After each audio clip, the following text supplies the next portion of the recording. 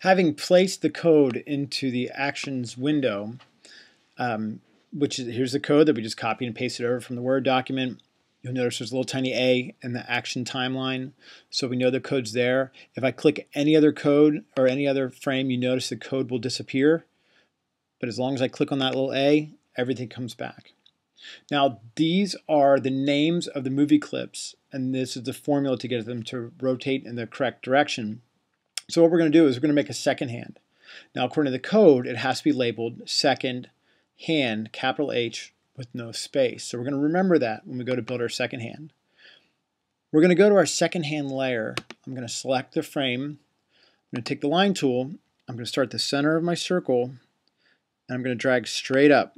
Remember that you can hold Shift to help you with this. I'm not going to go above this circle. We'll just stop right there. Now I need to convert it to a movie clip.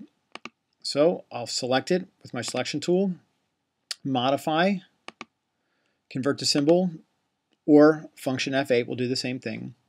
We're going to name it as second, capital H-A-N-D, with no space. We're going to make sure it's set up as a movie clip, and we're going to make sure the registration is set for the bottom left or the bottom center.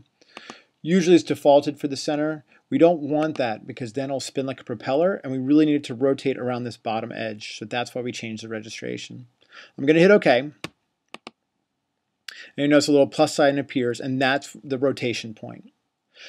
The last thing we have to do is we have to make sure the code is talking to the minute hand or the second hand.